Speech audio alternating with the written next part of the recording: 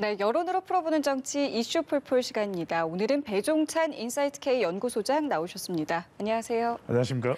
네, 먼저 지난주에 회복세를 보였던 대통령 국정수행평가가 이번 주에는 어떤 변화가 있었는지 먼저 함께 보도록 하겠습니다. 자, 긍정평가가 5.7%포인트 오르면서 8주 만에 40%대로 올라섰습니다. 먼저 네. 어떤 요소들이 작용했다고 보시는지요? 큰 폭으로 반등을 했어요. 30%대였던 문재인 대통령의 긍정평가 35%를 저지선으로 해서 다시 반등하는 모습을 보였는데 그만큼 지지층들이 결집했다고 봐야 되겠죠. 우리 이슈 폴포를 통해서 항상 소개해드리는 것이 문재인 대통령의 핵심 지지층. 호사화죠. 호사화입니다. 호남 40대 화이트 칼라에서 더 결집하는 모습을 보였는데 또 중도층도 이탈했던 이반했던 중도층들이 다시 또 유입되는 결과도 볼 수가 있는데 가장 큰 건 역시 마이크 효과. 이른바 신년 기자회견 효과로 봐야 되겠죠. 아, 그렇군요. 그만큼 이 국면 전환을 할 때는 개각이 필요하고 또 대통령의 지지율에 좀 더 숨통을 불어넣기 위해서는 소통이 중요하거든요. 근데 임기 후반기에 문재인 대통령이 직접 소통하고 싶었던 국민들의 그 요구를 좀 해소시켜 준 것이 신년 기자회견 효과로 볼 수 있겠고요. 무엇보다 또 신년 기자회견의 내용이 더 중요합니다. 하나는 그동안 대통령의 지지율에 큰 부담이 되어 왔던 것이 바로 검찰 개혁 관련 갈등이었죠. 근데 그 부분이 이 추미애 법무부 장관 교체가 곧 있을 것이고 또 하나 이제 중요한 것이 문재인 대통령의 발언이었습니다. 윤석열 검찰총장은 문재인 정부의 총장이다. 이렇게 되면서 대통령이 방점을 찍은 겁니다. 임기가 보장될 것이고 윤 총장은 정치가 아닌 검찰 개혁을 위해서 최선을 다해야 된다. 이것을 분명히 함으로써 중도층들이 그렇지. 대통령은 그런 의미였던 거야. 이렇게 하면서 다시 들어올 수 있는 그런 효과가 있는 것이고 또 코로나19도 상당히 또 영향을 미쳤을 수 있거든요. 그런데 최근에 좀 확진자가 줄어들고 있기도 하고 또 백신 수급도 5,600만 명 확보해서 노바백스 다시 2천만 명이 확보되면서 추가로 또 7,600만 명이 됩니다. 이 정도면 적어도 충분한 것 아닌가. 또 백신 공급과 관련해서 상당히 의구심이 있었는데 물음표가 달렸는데 이 부분이 해소된 것도 대통령 지지율 반등의 중요한 원인으로 꼽을 수 있겠습니다.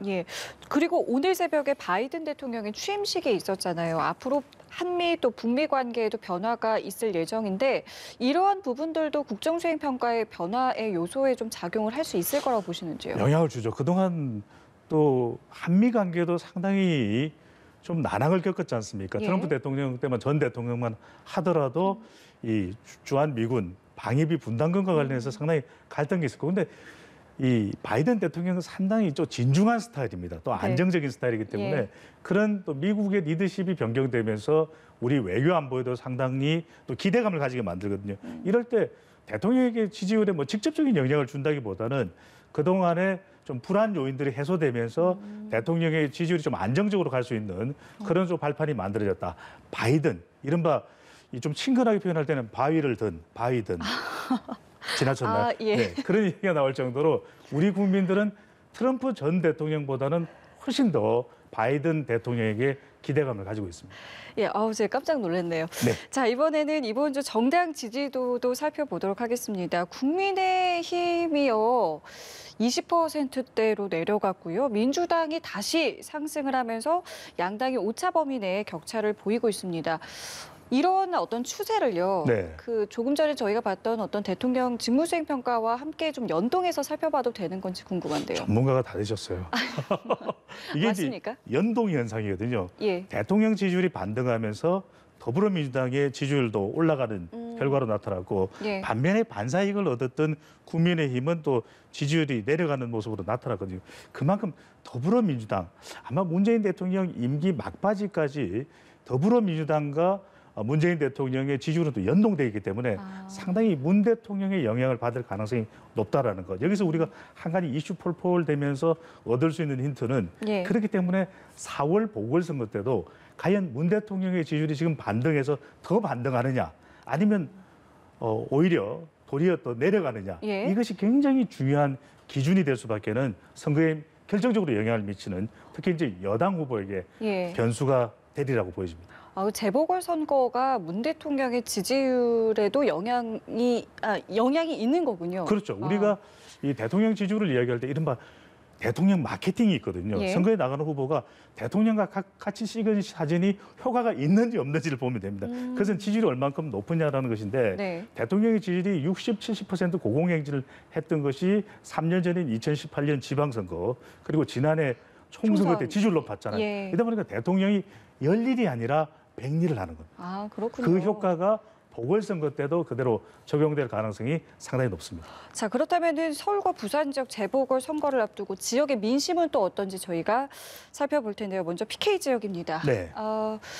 이번에요, 더불어민주당과 국민의힘이 상당히 좀 많은 변화가 있고요. 유의미한 결과라고도 좀 볼 수 있을 것 같은데 어떤 좀 배경이 있다고 보시는데요? 조금 주의를 해서 볼 필요가 있어요. 그러니까 네. 일단은 우리가 우선적으로 이해할 수 있는 것은 더불어민주당 지지율이 이렇게 올라가더니 이건 대통령 지지율이 올라가기 때문에 그만큼 연동돼서 올라가지 않았던 좀 꽁꽁 묶여있었던 지지율이 숨통이 트이면서 올라갔다고 볼 수 있는 것이고 예. 반대로 반사이익을 많이 가졌던 국민의힘이 또 상대적으로 더 내려갔다고 볼 수 있는데 또 다른 이유도 있습니다. 이제 대통령 지지율 덕분에 이 더불어민주당 지지율이 올라간 것도 있겠지만 부산, 울산, 경남을 묶어서 조사를 한 겁니다. 부산만은 아닙니다. 아, 그렇죠. 그러다 보니까 울산과 경남의 광역단체장은 누구냐? 더불어민주당 소속입니다. 그러니까 이제 선거를 앞두고 좀 결집을 하게 되는 거죠. 이 현상도 최근에 더 일어났다고 볼 수 있겠고 또 하나는 조금 추세를 더 볼 필요도 있습니다. 네. 왜냐하면 이번 조사가 주 중간 통계이기 때문에 월수금 조사를 했고 전체 1,510명 조사 중에서 부산, 울산, 경남을 다 합쳐서 191명을 조사한 거예요.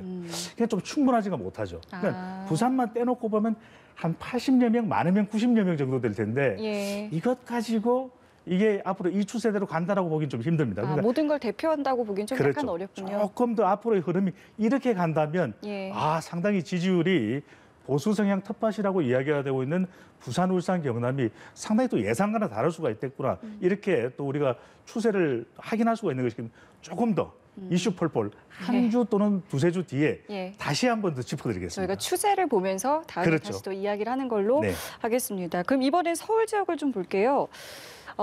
양당의 지지도가요, 오차 범위 밖으로 나타났습니다. 네. 이건 좀 어떻게 봐야 될까요? 근데 정당 지지율도 그렇지만 서울 지역을 보면 우리 서울 지역 지금 보고 계시는데 국민의힘은 아주 큰 변화는 없어요. 예. 그리고 이제 더불어민주당도 올라가지 않은 건 아닙니다.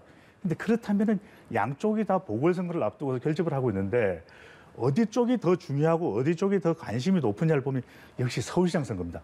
부산보다는. 왜냐하면 서울시장이야말로 대통령 후보 1순위가 되기도 하고 예. 특히 서울시장이 어느 정당의 소속이냐에 따라서 내년 선거에 미치는 영향이 아주 큽니다. 그렇기 때문에 그만큼 미니 대선이라고도 볼 수 있는데 여기는 확고한 변수가 하나 있습니다. 뭡니까?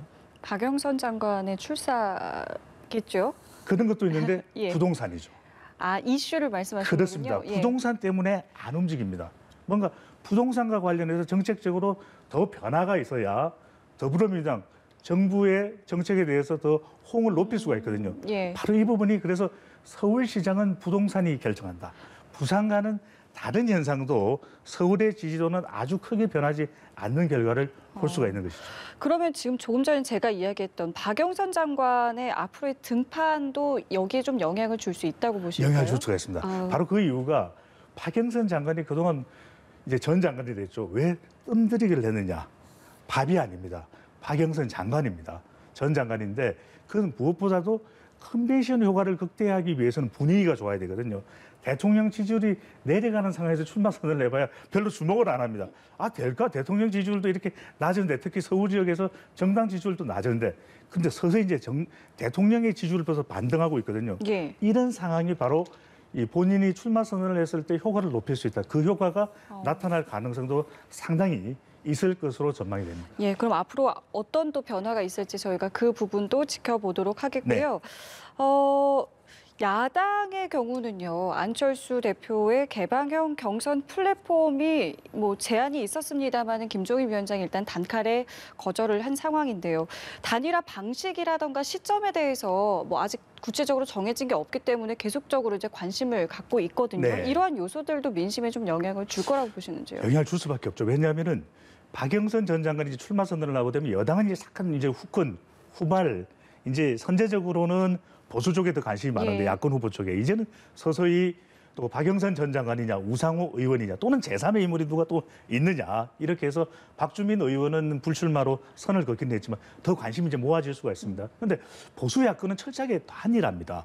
다자 후보가 보수 쪽에서 나오는 경우에는 그만큼 승기를 잡기가 어렵다고 봐야 되거든요. 네. 그렇다면 이 안철수 대표로서는 중도층을 본인이 견인한다고 보고 주도한다고 보고 보수만 잡으면 된다. 네. 그러니까 나까지 묶어서 야권 전체의 플랫폼을 만들자 이렇게 주장을 하게 되는 것은 또 그만큼 이유가 있어 보이거든요. 그런데 김종인 대표로서 만약에 그렇게 허용하는 순간 지금의 여론조사처럼 안철수 대표가 나경원 전 의원이나 오세훈 전 시장보다 유리할 수밖에 없습니다. 그렇게 되면 상당히 타격을 받을 수 있거든요. 당내 결집력이나 국민의힘은 그래도 지지율이 국민의당과 비교하면 훨씬 더 높은데 이런 상황이 되기 때문에 일단 이 지금의 제안에 대해서는 손절매를 합니다. 그런데 문제는 3월 초에 가서까지 이렇게 단일화가 지지부진한다면 그만큼 보수 야권 쪽에는 상당히 부담이 될 그럼 것으로 시점이 보입니다. 굉장히 중요하겠군요. 그렇죠. 네. 그러면 앞으로 단일화 결정이 언제 이루어지느냐 이 시점을 저희가 좀 봐야겠네요. 그렇습니다. 만약에 단일화가 시점이 유력해지는 3월 초까지 가서 근데 이렇게 삐그덕대는 모습이 되면 자칫 지지층들이 서로 결집을 안 할 수도 있고 못 할 수도 있습니다. 그렇게 되면 중도층이 어디로 가야 될지를 방향 결정을 못 하게 되는 상황이 벌어지면 야권에서도 상당히 심대한 타격이 될 수가 있는 것이죠. 그럼 끝으로 저희가 짧게 좀 여쭤보면요. 이제 선거까지 남은 기간에 각 당이 가장 조심해야 될 것은 이거다라고 생각하신다는 게 있다면요? 보수 야권 쪽을 먼저 말씀드리면 이제 일종의 감정 싸움이 지나칠 경우에 단일화를 못하고 이렇게 되면 상당히 지지층 결집이 힘들 수밖에 없습니다. 그리고 이 박영선 전 장관이나 우상호 의원들을 보면 이제 당내 경선도 치르겠죠. 무엇보다도 아까 말씀드렸던 문재인 대통령의 지지율 이 부분을 얼마만큼 관리해서 보궐선거 가까운 4월 7일 임박해서까지 끌어올리느냐 이 부분이 그 어떤 변수보다도 중요해 보입니다. 알겠습니다. 자, 그럼 저희 오늘 여기서 인사 나누도록 하겠습니다. 지금까지 배종찬 인사이트K 연구소장과 함께했습니다. 오늘 말씀 감사합니다. 고맙습니다.